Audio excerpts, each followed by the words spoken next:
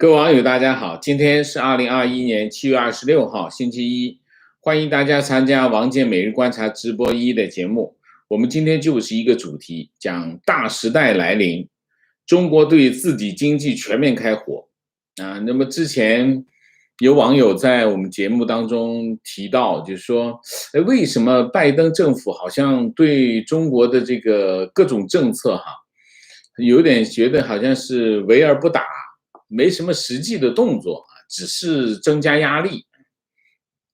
我们今天来回答这个问题，不是直接回答，我们大概可以参考一下7月26号，中港股市暴跌，A 股市场，三大股指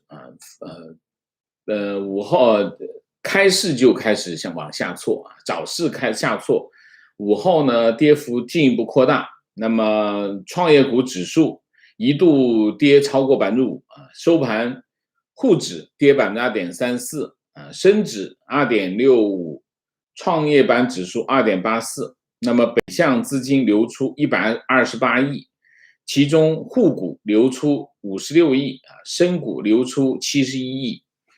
港股市场恒生指数跌4.13%那么恒生科技指数那么时隔10个月首次跌穿了7000点，创出10个月的新低跌多少呢？跌6.57%那么都是暴跌了原因是什么？原因有几个。第一个，承接上周五美国股市中概股跟教培股的暴跌这是第一个。第二个，近期中国政府对教育、互联网、地产等重点行业大动干戈市场成为惊弓之鸟。第三个，白酒公司的中报业绩不好那么之前的这个股价处于高位的什么食品饮料休闲服装然后当然包括白酒自己这种高消费、高估值，这个逻辑已经证明是不成立的。那么高估值逻辑不成立，那么股价就要暴跌来反映这个逻辑上的不成立这是第三个。第四个，本周四这个美联储议息美联储议息呢，美国货币政策会不会调整，大家都在观望，所以呢，外资目前在中国市场大进大出那么市场波动就比较大。那么从盘面上来看，教育、医美、这个白酒、食品饮料、医疗、医药这些行业，这几个行业，这几个板块全面重挫我今天看了一个故事就讲什么呢？讲这个为什么股价大跌呢？他这么解释他把它串起来讲说，孩子不用补课了呀政府不是出政策吗？孩子不用补课了，那么开补习班的这个股票就崩盘了那么第二个，不用补课呢，眼睛就好了那么眼科股就崩盘了。那么妈妈周末就不用送孩子去补课啦，那么自己就没有时间送孩子去补课，自己去美个容，现在就不用去美容啦，那么医美股也崩盘了。那么孩子不送补习班，爸爸也没有时间去喝酒了，因为你得陪孩子所以白酒股也崩盘了。那么不喝酒，身体就好了，就不用什么养肝不用这些创新药了。片仔癀跟创新药也崩盘了大概就是一个这样的故事，把这事情全串起来。那么故事是怎么来的呢？故事是7月24号7月24号，中共中央办公厅跟国务院办公厅印发关于进一步减轻义务教育阶段学生作业负担和校外培训负担的意见。这个意见明确规定，教培类的这个学科类的教培机构一律不得上市融资，严禁资本化运作，还要求上市公司也不得通过股票市场的融资投资学科类的培训机构，不得通过发行股票或者是支付现金的方式购买教培类的机构资产。那么意见还规定，现有的学科类的培训，这个培训机构统一登记为非营利机构，那么而且选择北京、上海9个地区进行试点，并且尽快铺开啊。那么这个意见呢非常政治化啊，他这么说，他说这个通过这次呢要全面进行治理啊，治理怎么治理呢？源头治理啊，从学校开始。学校就是学校放学时间要晚于下班时间，就等于把这个教培的这个时间给它填上啊，就是源头治理。然后就是系统治理啊，系统治理什么呢？就是加强课后服务，减轻考试压力等等啊，系统治理。还有一个就是综合治理啊，综合治理。就是这叫什么？叫加强部门间统筹，集中力量开展专项治理行动啊。那么要求各地党委政府精心组织实施，务求取得实效，加强党对双减工作的领导啊，就开始讲政治啊，明确部门工作责任，联合开展专项治理行动，建立双减工作专门协调机制啊，这个意见基本上，基本上就是我们之前讲过啊。其实今年6月份，深改委的那个意见是基本上已经算是盖棺定论了。那么这个意见是什么？棺材板盖上去，这个意见就是在上面钉钉子，把钉子钉牢，就这个意思啊。那么消息传出，在美国股市。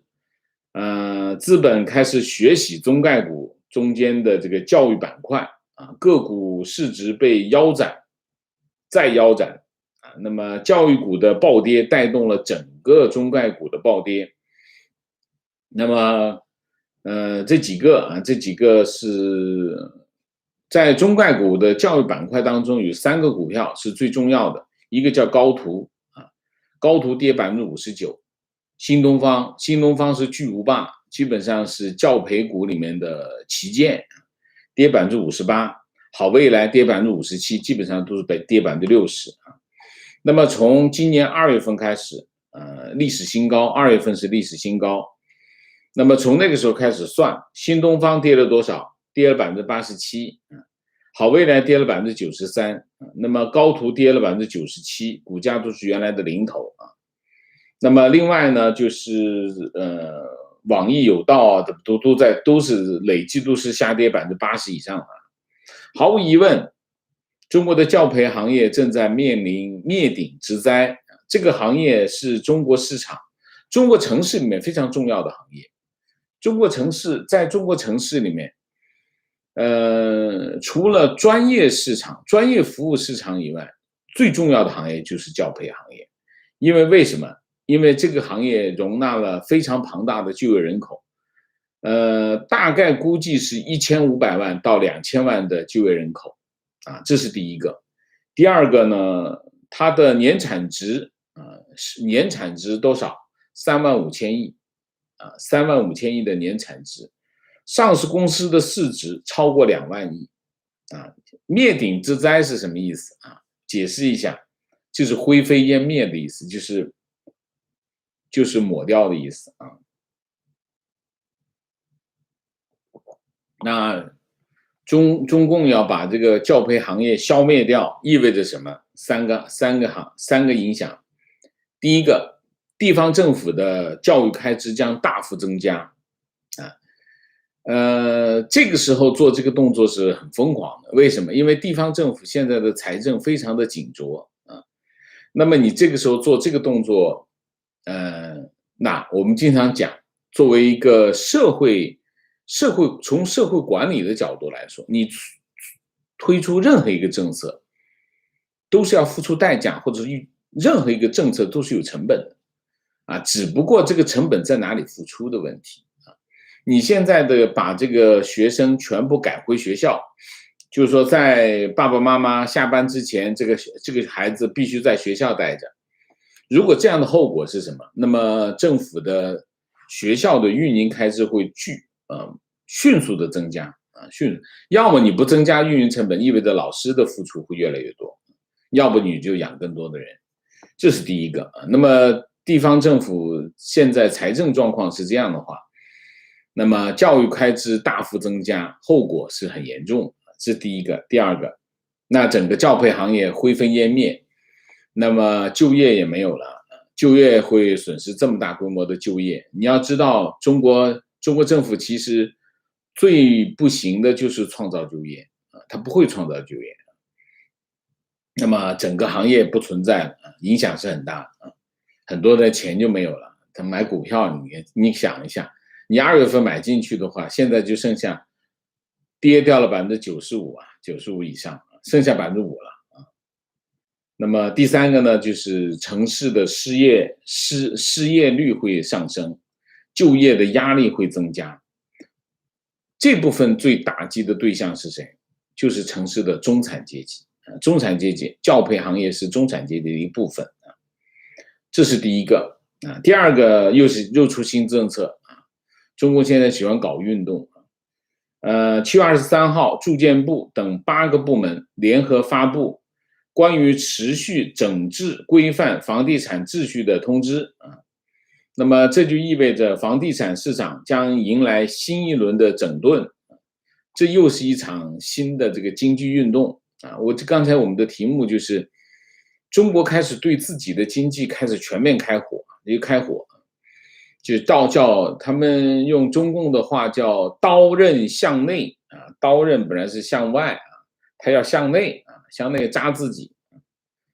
那么2019年住建部联合6个部门开展过这个租赁中介机构的整顿。那么这一次呢，就是8个部门强调什么呢？强调标本兼治、长效整治，提出这个综合运用法律、经济、行政、信息化等手段，解决当前房地产市场突出问题。那么力争用3年时间实现房地产市场秩序明显的好转。中共一搞运动呢，就讲这个市场混乱。其实在所有的市场当中，造成混乱的只有一个原因，就是政府的胡乱出政策，说政府的政策导致市场的秩序的问题。那当然他天天讲这个，中共建政70年，市场混乱的原因是谁？不会有别人呢，就政府他自己啊。然后他就开始讲所以他每次都振振有词。那么这次整治的范围呢，扩大到什么呢？房地产开发、房屋买卖、住房租赁、物业管理这些行业全覆盖，就房地产行业的各个环节全面覆盖。那房地产开发整治什么呢？房地产企业违法违规开工，然后就是未按施工图纸建设，未按房屋买卖合同如期交付，房屋渗透、房屋质量问题，未按照这个居住社区建设标准配套设施这就是平时该管的他不管，他搞运动才管大概是这样。房屋交易就是发布这个虚假广告，误盘惜售，然后挪用交易监管资金，套取这个经营贷、消费贷，然后是这个非法规避房屋交易税费，收取茶水费，利用不平等的格式条款侵害这个消费者权益，捆绑这个销售车位、储藏室，捏造散布不实信息，扰乱市场秩序其实这些行为都有相关的法规平时不执法，搞运动来执法为什么？搞运动就是为政治服务那么房屋租赁市场重点是什么？重点是这个存在高进低出、长收短付的高风险经济行为那么物管就一堆我就不具体念了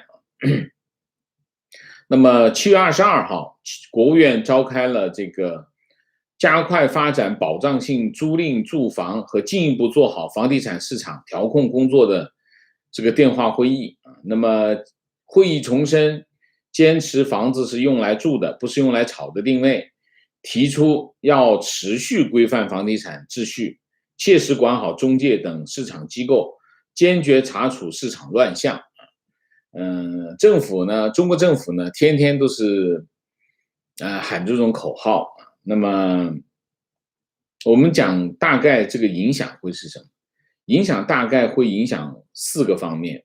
第一个方面，开发商的资金链会进一步收紧，那么越来越多的开发商资金链会出现断裂啊。我们之前做过这个恒大的问题，恒大是有风险啊，这是第一个啊。第一个就是开发商的资金链会有问题，因为它这一系列的下来，中间其实涉及到很多市场的运作，它很多开发商为了解决它的资金的问题啊，他做很多的调整，他现在把这些所有的全部封上，所以其实政府是知道整个的产业过程当中的所有的问题的，他平时不管，为什么不管？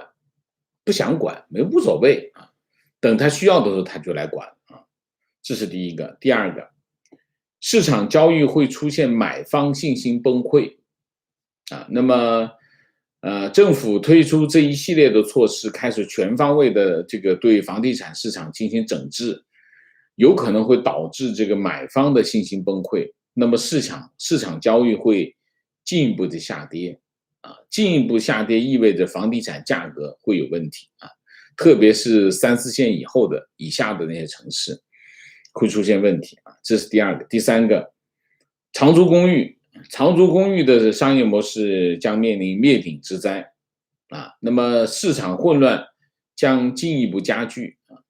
政府闲不住的手是市场混乱的主要原因啊。这是房地产市场。房地产市场这一块呢，我觉得今年到现在为止，其实市场属于一个非常神经质的状态，无论是买家还是卖家还是政府，都处于神经质的状态。为什么？政府强力打压怕这个资金往房地产市场跑，这是一头啊。那么另外一头呢，这个买家呢，因为政府的强力打压呢，买家呢其实在观望啊，光不知道这个市场在往哪里走。卖家不服气，因为政府的这种政策呢，这个叫什么跑偏，就是说他直接，你比如说市场参考价，市场价明明是1000万，他市场参考价直接就定700万，那你卖家不服气，你的市场明明是700万，你为什么定明明是1000万，为什么定700万？市场卖家不服气啊，卖家不服气，现在情况就是一个这样的情况啊，所以市场处于高度的神经质状态啊，所以这个时候来这么一锤子下去，不好说前景会怎么样，但是肯定对市场的打击是非常大的啊。这是第二个。第三个，新政策啊又来了。这个7月26号，国家市场监管总局官网发布公告，要求这个外卖平台不得将最严算法作为骑手考核的要求，明确平台就是外卖平台和第三方为建立劳动关系的外卖骑手参加社保，就是要给这个骑手买社保。那么另外一个就是不可以用最严算法，算法取中啊，就用中等的要求啊。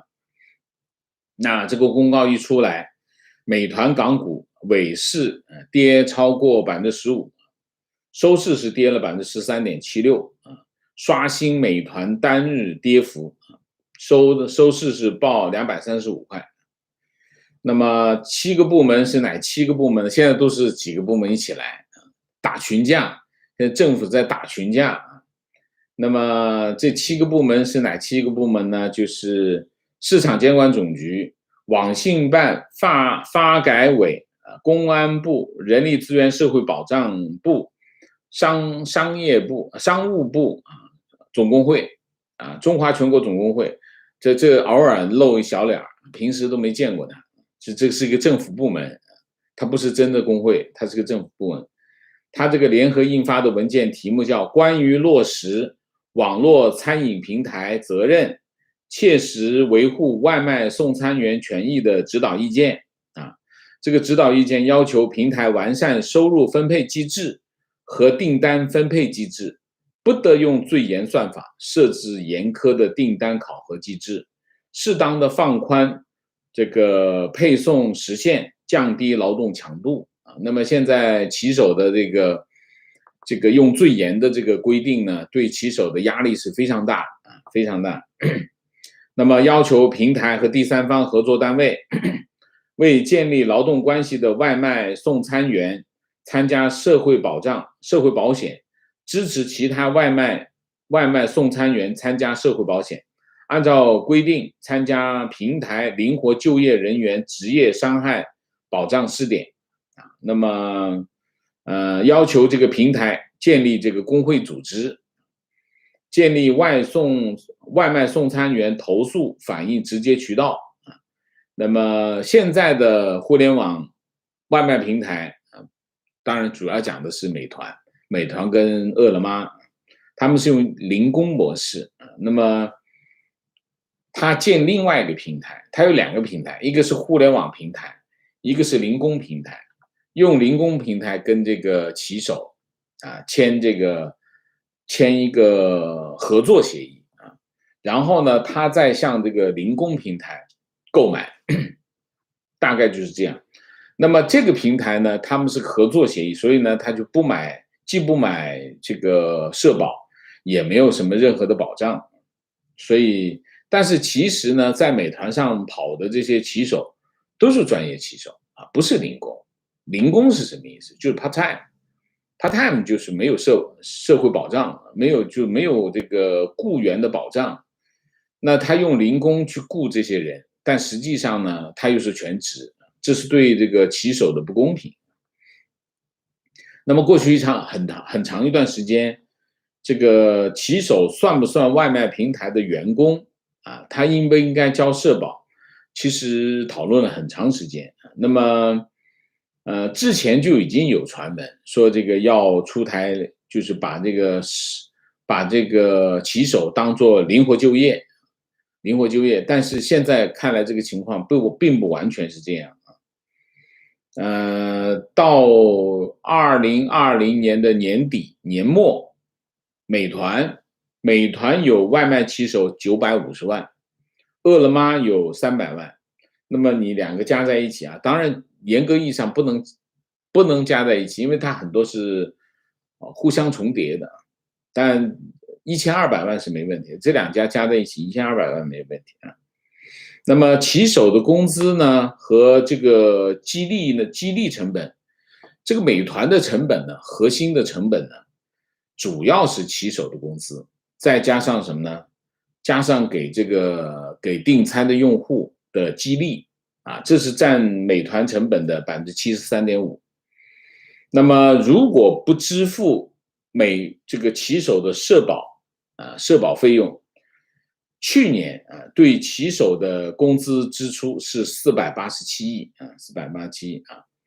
那么如果美团的950万骑手和这个80万活跃骑手被认定为劳动关系的话，那意味着什么？意味着美团要给这个骑手买社保，那社保成本就会很高。大家知道，社保的成本是企业成本里面非常核心的成本之一啊。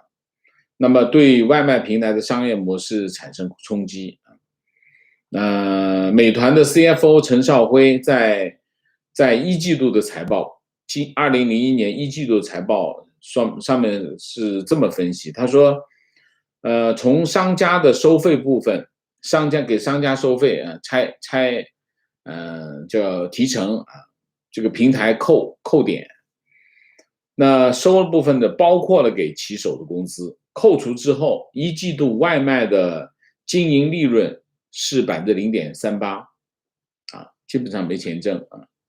那么外卖业务的抽佣不足以支撑美团为了提高这个配送效率的运营支撑。所以呢，在此之前呢，包括这个一季度，这个美团的这个外送业务都没有办法收支平衡啊。那么4月26号，美团外卖因为2选1给市场监管总局反垄断局立案调查啊。在此之前，美团和另外33家互联网企业这个要求自纠自查啊。那么从今年2月份开始，美团2月份美团是最新高460港元，460港元开始跌啊，跌到现在是，今天是235元啊，460、235啊，跌了一半，腰斩啊。那么，评价一下啊，第一个，这是一个非常取巧的政策啊。第一，为骑手打抱不平很有政治效果，因为这骑手的人数还是很大的，1000多万啊。第二个，当然让骑手去，一个给骑手建工会，建工会意味着什么？就是把手伸到这个美团或者是所有的外卖平台机构里面去啊。中华全国总工会是一个政府部门啊，政府就等于用工会的手伸到了这个企业内部去啊。为什么要用工会？大家想一下啊，其他的他不用工会，其他用党委党组织。到了美团他用工会，为什么呢？为什么？因为美团的主体是什么？外送员，用工会能把这个人抓住的话，就抓住他关键，所以外送员他是他的核心啊。所以呢，这是他政策取巧的地方。所以其实中共制定政策，他用心很深啊。我就讲中共办事不行，但整人是很有经验啊。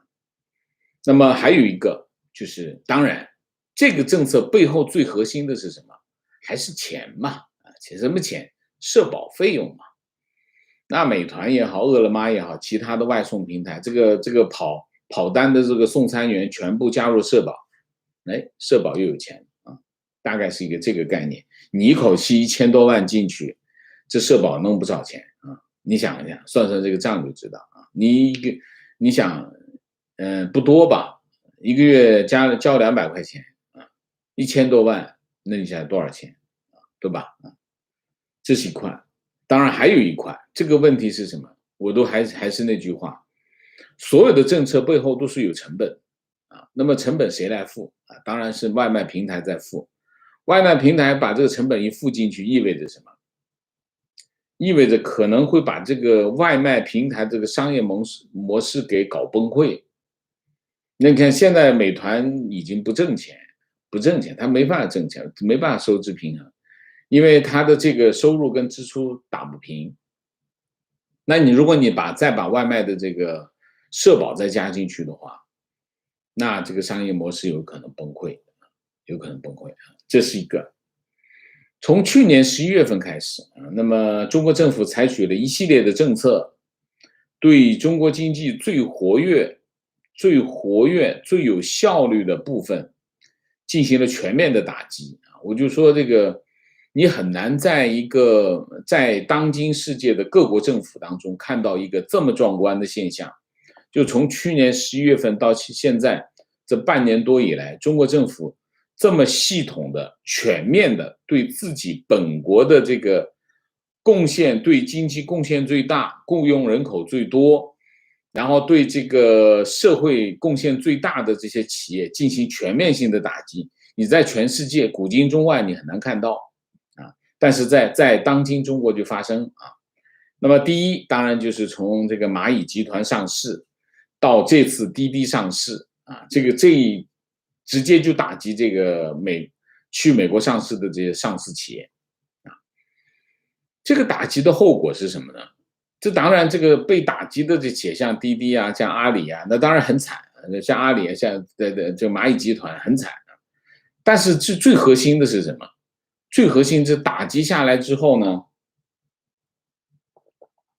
这些投行呢已经失去了为中国企业到海外上市的这个动力。为什么？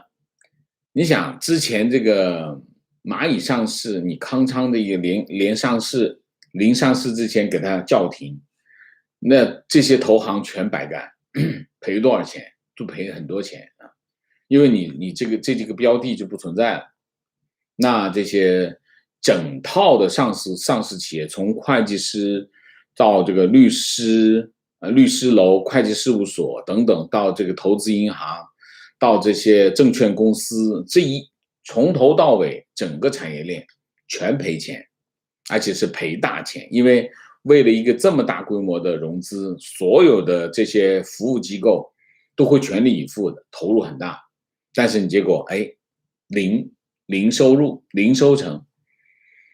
那你可以把你蚂蚁上市遇到问题，你可以把它当成偶然事故，但是滴滴上市之后关门打狗这件事情，那这一套全部又闷在里头啊，就从投资银行到这个证券公司全闷在里头。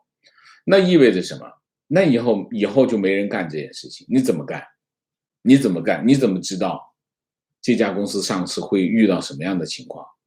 这个习近平一翻脸，这整个产业链全翻啊！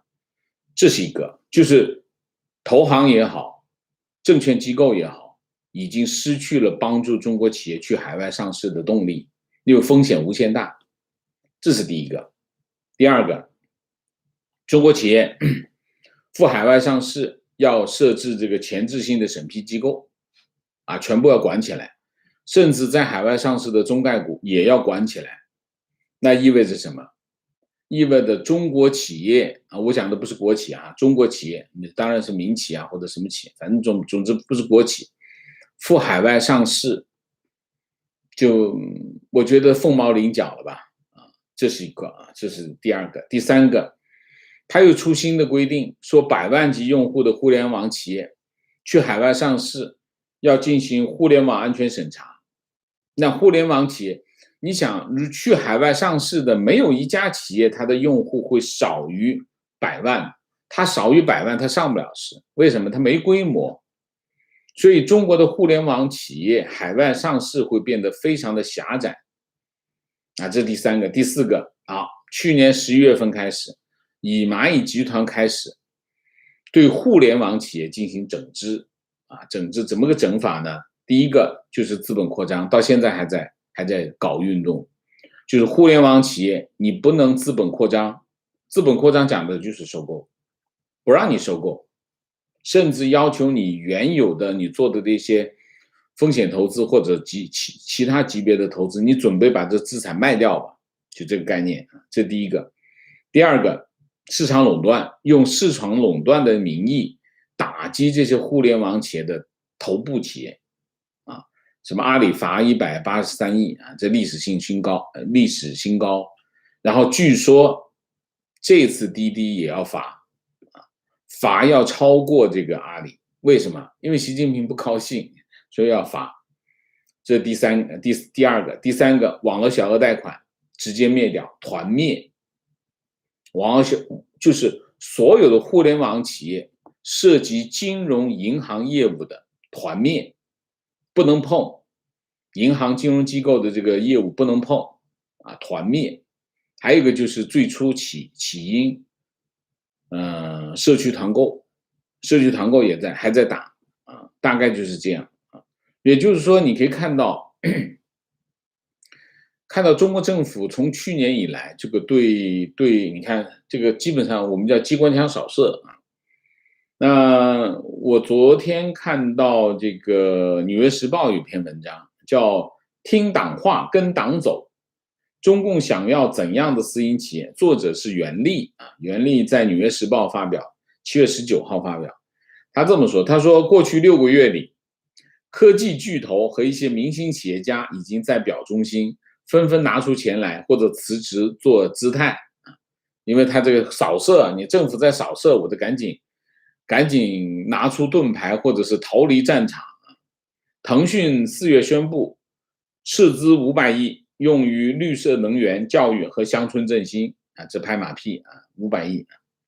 4月份，习近平去这个清华大学，应该是百年诞辰吧啊。然后5天之后啊，这个外卖美团外卖老板王兴在清华，他也是清华毕业的啊，在清华大学成立一个基金。6月份，王兴向基金会捐赠超过179亿的股份啊，捐股票给他啊。拼多多有2名员工猝死，那么被网民臭骂，然后创始人黄峥3月份表示说我要辞职啊，为下一代让路。当时去年他是41岁，刚刚成为第二富豪。5月份，抖音的母公司字节跳动创始人张一鸣38岁宣布辞职啊，他也是38岁辞职，捐5亿啊，6月份捐5亿，在他的老家这个设立一个教育基金啊，然后他搁置了在字节跳动的 IPO 计划。腾讯上个月表示，每周三员工必须在6点前离开办公室，其他工作日晚上9点前必须离开。这已经当做 favor 了，你说说这互联网企业多混蛋啊！那么字节跳动宣布本月废除大小周啊，大小周就是星期六休息或者星期六星期日休息啊，大小周。然后滴滴被整治之后呢，这一类的公告就不断的出现。京东星期二说要把员工的平均年薪从14个月提高到16个月。然后星期五，智能手机制造商小米的创始人向2个基金，他有2个基金捐赠了145亿的股票啊。他说这个袁立说，他说所有的这些行动与反垄断和遏制大型科技企业的权利有什么关系啊？他说并没有什么直接的关系，但是这些企业和企业家实际上在告诉政府，谁是他们的主人？谁是他们的主人？政府是他们的主人啊，就这个意思啊。那么还有一个新闻啊，今天我们这新闻有点多啊。这个新闻是什么？也是个新政策发生在深圳市人大常委会办公厅最近发布一个公告，这公告题目叫《深圳经济特区企业国有资产监督管理条例》草案，这是个新的草案啊。那么这是深圳市是有这个立法权啊。那么他说这个司法解释是这个法律解释是说，对当前国家公职人员任职限制的一次变通。这个解释性文件说，有关变通规定符合深圳实际情况，有利于保障深圳市国资国企改革先行先试。什么意思呢？这其实就是一次倒退啊，或者我们叫改革的倒退，或者叫反动啊。那么根据这个条例，深圳市国资机构的工作人员政府部门和事业单位的工作人员可以根据需要去国企任职，任什么呢？任国有企业的董事、监事。不过呢，他加了一个尾巴，说就算你去任董事或者是监事呢，你不可能获得报酬，不能拿工资，不能拿奖金，不能拿津贴。那么这其实有意义吗？没有意义。因为你国企的岗位从来跟工资，国企岗位带来的利益主要的不是来自于工资奖金啊。2013年的10月，中共中央组织部印发了一个文件，叫《关于进一步规范党政领导干部在企业兼职任职的问题意见》。这个规定什么呢？规定现职或者不担任现职的，但是已经不担任现职，但是没有办理离退休手续的党政领导干部不得在企业兼职或者任职。然后一年之内，全国清理了党政领导干部在企业兼职有4万多人次，40700多人次，其中省部级干部是229人次啊。那么这个解释性文件说这个中共中央组织部2013年10月份发布这个意见之后呢，深圳市党政干部不再在国企中任职啊，国有企业外部的董事来源渠道受到了很大的局限，而兼职外部董事监事由于时间精力投入有限，不熟悉企业情况等原因，履职成效不明显，就是否定中组部的这个文件。那么然后说他这个草案的解释性文件说，党委派的干部普遍熟悉市属国有企业的情况和运作有效地加强了国资委和企业的双向沟通，便于国资委直接掌握企业的信息更好地履行出资人和监管的职责然后他说，这个举措呢，目的是要把忠诚可靠、有治理能力和经验的公职人员充实到这个董事会董事监事队伍当中，有利于更好地发挥企业和市场的2方面作用等等讲了一番这样的话。什么意思呢？2个意思。第一个意思就是人头，董事会也好，监事会也好，要的是人头。那么你现在不让他政府公务员去做这个董事会、监事会的人头，他就必须在市场上找，在外部找，那中间就会涉及到很多的利益，是要给外面的人，当然不高兴，所以实际上这个动作是什么？他讲了这一大堆的意思是什么意思？就是说还是要搞自己的那一套，关起门来利益自己，肥水不流万人田。这意味着什么呢？意味着政府机构领导干部可以继续把手伸到国企里面去，会更方便。当然政府对国企的控制就更强，控制力更强。他权衡了一下腐败问题嘛，自己人那么可以接受。然后这个还有一个问题就是控制对国企的控制有外人在里头讲话不方便控制，那就这么过。这就是一个什么？这就是一个倒退那你想一下，深圳是中国改革开放的排头兵，他现在已经开始拐过来了。深圳尚且如此，那么中国改革开放的倒退已经不可阻挡那么中国经济将面临历史性的挑战，就是从改革开放到现在，到了今天中国经济面临历史性的挑战。我们可以讲大时代来临了。这个大时代是什么时代？香港有个电视台叫亚洲电视，亚洲电视有个电视剧叫《大时代》那个《大时代》一播呢，港股就暴跌，所以有大时代效应我今天讲这个大时代来临，并不是我们传统意义上的大时代，我其实讲的就是亚洲电视的那部电视剧叫《大时代》，就是这个意思。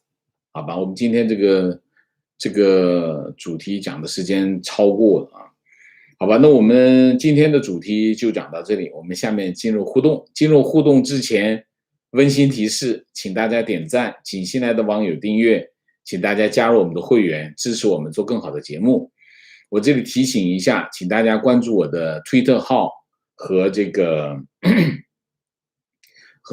脸书号，这样的我希望还是大家尽量能够来参加我们的直播，能够参加我们的互动。我们的互动是个非常有意思的一个节目那么另外在这里呢，我也提醒一下最近有2次网友跟我讲，说在直播的过程当中会有点卡。那我觉得跟 YouTube 平台没有关系，可能的问题还是翻墙的问题，梯子的问题。我就在这回应一下，就网友如果网友呃翻墙有问题的话，你可以去订阅我的 Patreon 的账号，Patreon 账号在我们的视频的下方都有 Patreon 的链接，去订阅会有一点点费用，但是呢，Patreon 有个好处就是它不用翻墙。第一，不用翻墙；第二，它也没有广告。有些最近也是有一些网友跟我讲，说广告有点多，那没有办法，这平台它的商业模式就是这样的，我改变不了。如果有些网友如果对广告有问题，觉得承受不了不愿意看广告，有两种办法，一个是买 YouTube 的这个 Premium 的账号，一个月是$5，你就看不到广告，这是一个方法。还有一个方法，Patreon 上面没有广告，所以我就提醒一下，就是 Patreon 上面不翻墙，理论上不会有卡的问题。还有就是它还有一些音频就是开车的时候，你不想不想看视频，那就用用苹果的那个音频播放器你就开着就可以，甚至可以用收音机播放出来，都是一样的。我在这里跟大家，因为我好长时间没有讲过，我跟大家再一次性讲一遍。好，我们开始进入互动。情况：坐标北京，儿子在一栋大厦的几个早教机构上课，每次都送去并等待下课。观察到该大厦有苏宁电器、物美超市和一些餐饮店面，平时生意惨淡，因为有了教培机构，才有这些等待孩子的父母，才会带来一些生意。如果没了教培，估计这些生意马上完蛋。非常正确。情况观点，教培行业不会完全消失，因为内卷竞争的模式不会变，有钱的家庭会变成请家教，中产家庭会造成拼多多模式，小班制地下化的补习，教培大市场消失，但民间的开支不会减少，无助生育率的提升。不好说，未来会怎么走？很多因素，很多影响会改变，但是有两点不变。第一点就是家长的焦虑不会消失，家长的焦虑不会消失，也就是说需求不会消失。那么需求会用什么样的方式来体现？我们要观察。现在拍脑袋，你想得到的，共产党也想得到，他用什么方法来对付他们，不知道所以在这个问题上。我们不要太早下结论，好吧？情况坐标宁波，目前学校课后托管是1到2年级到下午4点半，3到6年级到5点，每个学生1个月100元，每个班级基本上都会托管，一个班30人计算，1个月就是3000元，可以向学生收费，给老师加工资。那哪够？你们对事情想得太简单了啊！不是一个老师的问题，你要把整个的学校的运作延长。你整个学校的运作延长，你想一下，老师，你以为学生下课了，老师就下班了？不是这样，老师还有很多的工作要做。如果你把整个的工作时间一延长，那很多的成本就会上去的。大家把这事情想简单。提问请教王老师，这个时候对教培行业采取灭绝措施，当局难道不怕导致大量人员失业，引发社会动荡吗？当局出台这个政策的逻辑到底是什么？当局背后的逻辑就是一条，要把教育全部抓到我手里来，学生放学也不能让他离开我的手掌心。这个背后的逻辑就这么简单，一点都不复杂。中间有各种各样的口号啊、说辞啊、翻跟斗啊、转圈啊，什么这个吹喇叭啊、敲锣打鼓啊，都是假的。共产党脑子里就想着一件事情，要把所有的学生、所有的时间全部攥在我的手里，没有别的啊。所以呢，这个民办教育也好，外资教育也好，这个国际学校也好，基本上大家都准备撤退吧。这件事情不用想，就是这样啊。观点一开始就不应该让资本进入教育行业，资本运作与教育的目的相矛盾。既然政府允许了，现在又开始一刀切禁止，政府制定非常野蛮，教培行业团灭，完全不顾教培行业从业人员及投资人的利益。资本怎么不可以进入教育行业？资本运作和教育的目的是为什么会矛盾？你这个逻辑不通啊！资本是应该可以进入教育行业，全世界有无数的投资机构在投资教育行业，所以这个逻辑是不通的。因为为什么？教育有很多层次，很多层次的需要。你比如说，普惠的教育就是保障公民公平的这个教育，应该是公办教育。公办教育要保障每个人获得教育的权利和资格，这应该是由政府来办，我们叫公校，这是第一个层次。公校是个什么？公校是个安全网，让所有的国民最终掉在这个网上。所以公办教育非常重要，它是个普惠性的，就是所有人只要你有这个身份，你就能去读书，这是第一个层次。第二个层次就是差异化教育或者是特殊教育。你比如说有一些弱智儿童，有一些残疾儿童，有一些特殊需要的，比如说有一些这个像他有一些小孩子有一些各种状况的这种特殊的教育，它是需要机构去做这个服务的，这是一块。还有一个就是我希望我的孩子学好一点，有高品质的教育，这就是私校私校就是我收费，我给你收费，然后呢，我提供一个小班教育，更高品质的教育等等。所以呢，投资机构在教育领域大有可为，像教育领域大有可为。那么在中国的情况，当然是中国的教育政策是一片混乱，核心的混乱在哪里？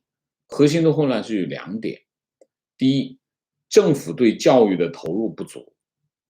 不足的最大的特征是什么？最大的特征就是中国没有普及高中教育，中国只普及到初中教育。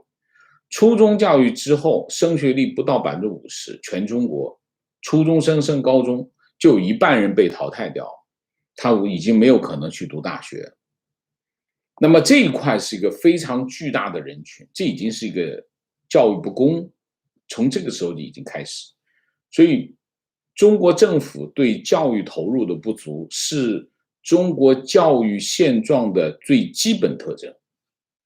他怎么吹牛大国崛起都没有用，这一块板子是最短的，这是个瘸腿。教育是一个国家的立国之本，教育这一块的不足，投入不足，意味着什么？这个国家是不可能崛起，这是第一头。第二头是什么？教育不公。那么通过这种教育不公产生的一个歧视，普遍性的歧视。那么教育不公核心是什么？教育资源的优质教育资源的分配不均、腐败现象等等。中国的教育基本的混乱来自于这两大特征所以教育是应该大开放，中国的教育应该开放，向资本开放，向民间开放，向外资开放，中国的教育才能得到大发展。收费问题是为什么会收费？为什么会收费高的问题？是因为没有开放，没有开放，教育资源供应量太少，就导致什么？价格高你要是大开放，你看教培的价格马上就掉下来。所以在这个问题上，全是政府的政策的问题，跟投资者没有关系，跟这个行业人员没有关系。是中共的问题啊，这个账要算到中共的头上去啊。这骂这个教培行业，让老百姓付出了更大的代价，这是愚蠢，这种看法是愚蠢的啊。只要你开放市场，教培行业的价格马上会下降，家长的支出马上会降下来。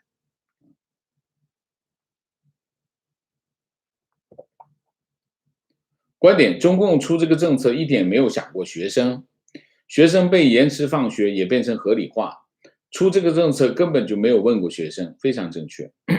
观点：美团的外卖业务都不盈利，可以说外卖市场饱和了，消费者不想花再多的钱点外卖，现在增加社保负担，美团和消费者都不会再多花钱了，商家只能涨价或者关门。部分外卖要失业，外卖员要失业，本质是把外卖小哥的钱放在政府的口袋，增加社会不稳定因素。我觉得最本质的问题是什么？最本质的问题，你想一下，外卖开始增加，那么外卖如果外卖的钱就是外卖员加入社保，一个月多交我们不多吧，交200块钱。200块钱不够，200块钱不够啊！失业五险一金加在一起，怎么着也得500块钱。这500块钱谁出呢？那当然，像外卖小哥要出一部分，外卖小哥大概出30%，那么美团要出70%，美团当然不会自己全出啊，美团会出一部分。那么这个钱会转嫁到哪里？会转嫁到商家，就是餐厅，餐厅要增加支出，也就是说，他对餐厅的抽成要提高，这是第一块。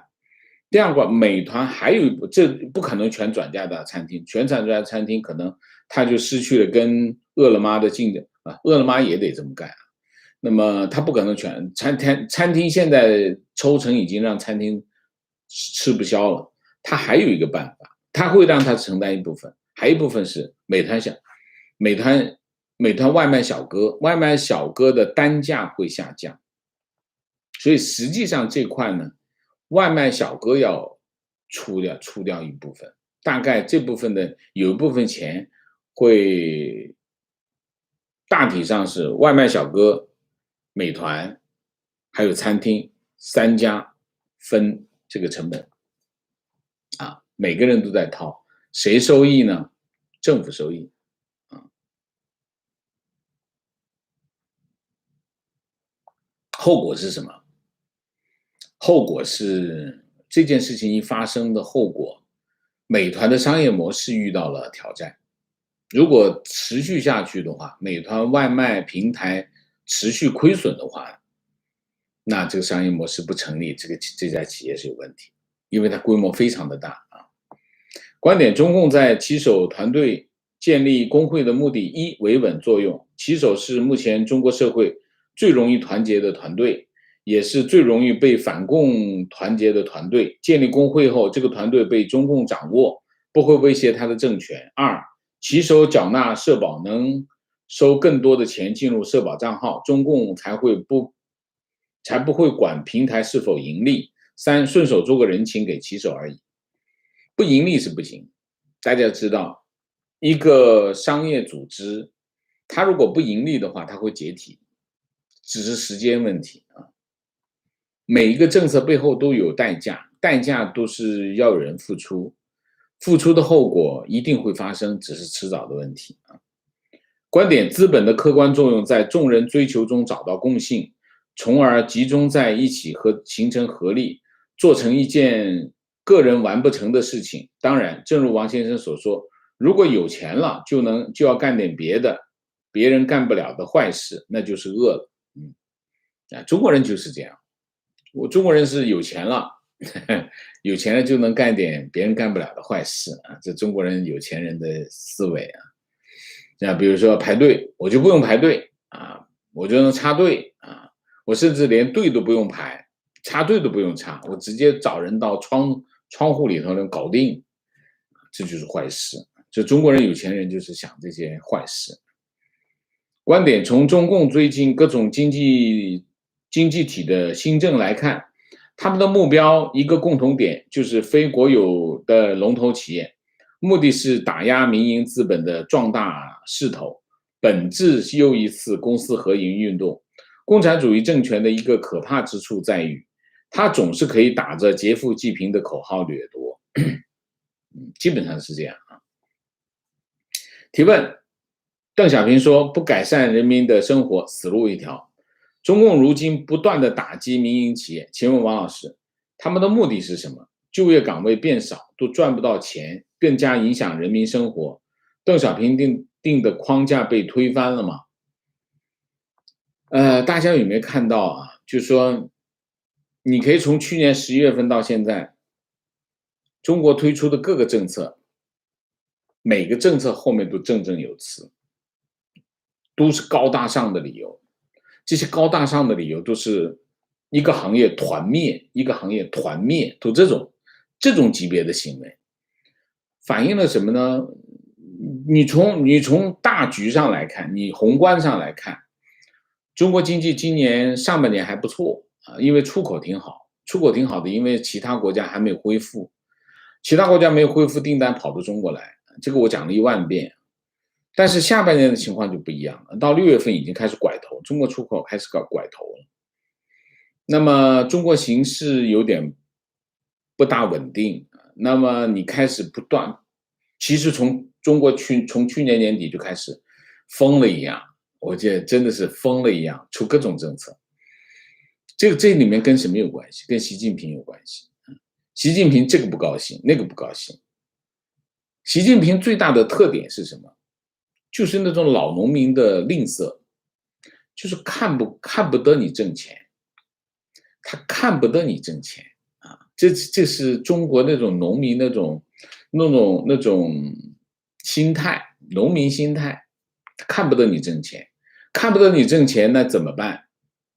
那就翻脸啊，就翻脸。一翻脸的后果，整个行业他一翻脸，底下因为他现在大权独揽啊，底下人看他脸色。那底下人就制造各种各样的政策来配合他翻脸，这就是我们讲独裁模式下的政治风险，这就是政治风险。他不管，对他来说，我富有天下，少1万亿算什么？算个毛啊！对他来说，更就是一种这种心态。我富有天下，天下都是我的。我们之前做了一个节目。经常被人骂，说习近平到底有多少身家？英国一家杂志来跟他算身家，然后无数人在那底下留言说习近平他什么身家？后来我也跟他就的这个也算了一下身家。那当然这是有点玩笑性质，但是核心的问题，习近平有没有身家的问题，你看用什么思维来判断这件事情？但用中国思维。他不存在身家，他富有天下，他的心态是金字塔顶的心态。我这块没有了，有什么关系？我其他都还很大，就是这样。但是你要发现，中国经济就是靠这一块那块这一块加起来的。你今天没有一块，明天没有一块，在后天你新的块不出来，为什么？国有经济怎么会跑出新的一块出来？跑不出来的呀。那你后果是什么？后果就是我今天讲，我们今天这个主题，大时代来临啊！提问：金融、经济、房地产、互联网很大程度是以信心和创新为前提。如果民性权利和马克思的理论用计划经济来解决矛盾或者维持权利，那发展会越来越难。请问王老师，现在的政策是习自上而下的决定吗？是的。一定是的，自上而下的决定。观点：增加成本是全行业共同增加成本，那全行业共同转嫁成本也是必然，不然无法生存。集体涨价，全平台增加送餐费用，消费者这几年已经养成叫外卖的习惯，不会担心因为涨价减少消费市场，所以还是消费者买单，不一定。消费者可能会减少外卖，啊，大家千万别以为，为什么？很简单嘛，你去看一下嘛。我们讲市场经济，很多房地产市场发明了一个词儿叫刚需，但是刚需其实是违背市场经济的原则的。市场经济的原则是什么？市场经济的原则就是没有刚需，市场的需求是弹性的，谈到什么地步哈？当你没有钱了的时候，你就怎么样？你去吃树皮呀，不行就吃观音土啊！你想想看，这个王岐山说我们的老百姓很听话，这个可以吃草，可以吃1年时间。你说弹性能谈到这个地步，你说还有什么刚需？不存在刚需。他没有钱了，那怎么办？就减少叫外卖啊，那就吃泡面呗。你就看康师傅的业绩会涨，为什么？吃泡面的人增加了，外卖比泡面是上一档次的，下一档次就是泡面、方便面。所以集体涨价这件事情不一定能出现，他看什么？他看消费能力啊。集体涨价我不觉得啊，可能会用其他的方式。总之要有人付出代价，这钱是往政府那儿跑的，往社保那儿跑，社保跑进去的那笔钱，肯定是由消费者、美团骑手、美团平台、商家这4个人分担，会涨一些，但是集体大涨，把这个全部放到消费者身上，可能性很小。观点看到要求明令禁止使用外国教材，我就知道中共的目的就是为了强化红色教育，防止一切可能的国外渗透，拒绝开启民智，非常正确。观点前几天看日本前驻华大使宫本雄二的访谈，他说由于老龄化和外交环境的恶化，中国所谓的黄金时代还剩下大概10年。他和很多西方国家一样，忽略了中共的折腾这个重要因素。虽然不清楚他说的黄金时代是指什么，但我认为如果中共这么折腾下去，中国失去以经济实力为基础的国际影响力，所需要的时间也就是5年左右。黄金10年，我认为5年前已经消失，已经结束了。中国经济增长的黄金时代已经结束了5年。今天是2021年，你算一下，就是在2015、2016年的时候已经结束了啊。为什么？你看一下2015、2016发生了什么事情就知道啊。提问，请问王老师，中共先开始打压，对他自己损失最小的教育，后面会打压房价和医疗吗？我们今天节目在讲啊，你没看到吗？从头再看一遍好吗？观点，比起高科技产业，打击这些和民生有着高度关联性的企业，对基层经济的冲击是更大的，尤其是金融相关产业。中共在整人上从来没有失误过。OK， 观点，中国的教育机构前几年大多数是资本运作模式，先靠低利润获取流量，吸引创投 VC 的投资，再依托资本建立护城河。所谓的护城河其实就是摊大饼，继续吸引投资，最后上市或者等着国企收购。现在上市意图被毁，收购看来是无可能，所以想象一下，近期各大城市会出现极其严重的失业潮。啰嗦一句，国内的朋友要留意各种恶性的无差别伤人。什么意思？我没听懂。观点，中共在打压民办教育，延迟学生的放学时间，在公办教育里没有市场竞争，老师的水平也是参差不齐，多让本科老师代课补课，跳脱不了老师教学水平的框架，外面才是他们找厉害老师补习的途径。这一掐，也就是把学生的利益掐死了。观点，打击教培机构表面是减轻学生和家庭教育和经济的压力，实则是造成国内阶级固化。本来好未来2400家的10堂课，现在1000块钱1对1的课。观点，日本100年前就开始有外送，只要是服务店家附近的顾客，因为都是回头客，加上日本消费者权益意识强，所以基本上店家对食安很重视。中国纯粹是为了便宜才点，店家也不 care 用户吃出脏东西的机会特别高，店家也不在乎，以后点的机会会越来越少。我觉得点的机会越来越多，为什么？越来越穷。情况我们是上海那种默认每天加班的设计公司，所以晚饭基本上吃附近的外卖。以前外面很便宜，现在用了会员券都得31块钱左右，因为基本要贵出店里7、8块钱。事件不那么急的时候就不点了。重要的是外卖也不环保，有意识的不那么喜欢，年轻一代很多人这样。提问：中国奥运会首金获得者杨倩因为被扒出曾经晒过乔丹鞋，被中国网民网暴，一夜之间从民族英雄变成贵族英雄、贵族女孩，要求滚出中国。再联系到近日郑州民众要求外国记者滚出等事件，请问王老师，中国的爱国主义教育是否已经孵化成为种族主义、民粹主义，甚至是法西斯主义？我要讲一下这就，本来我想今天晚上讲，大家一直认为哈，这些网暴也好，包括郑州的这些说这个其实是德国之音的记者被误解为 BBC 的记者，那其实是德国之音的记者被围攻啊。那么说是郑州人不需要外国记者等等，说是郑州被洗脑洗成这样，那其实是这样。这件事情冤有头债有主，这全是中共组织的。有没有普通市民？当然有，当然有普通市民。但是我们现在看到的是什么？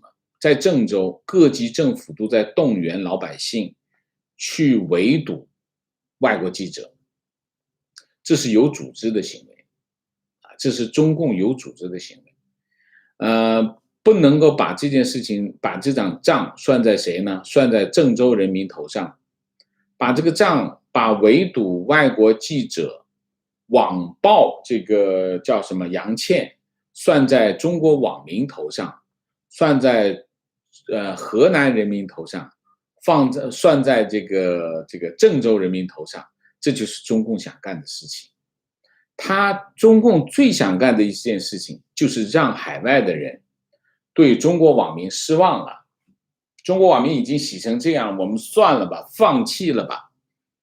那于是中国网民也好，河南人民也好，郑州人民也好，就孤立无援。我在推特上我就讲过这个话，这是他们想要的效果，中共最想要的就是这个效果。然后你就往前推吧，使劲往前推。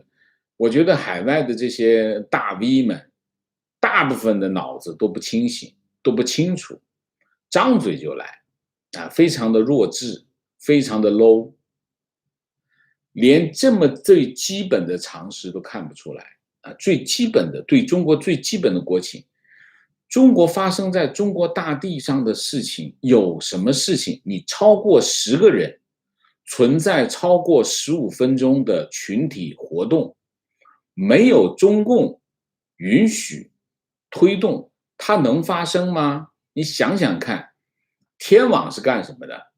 网格化是干什么的？网信办是干什么的？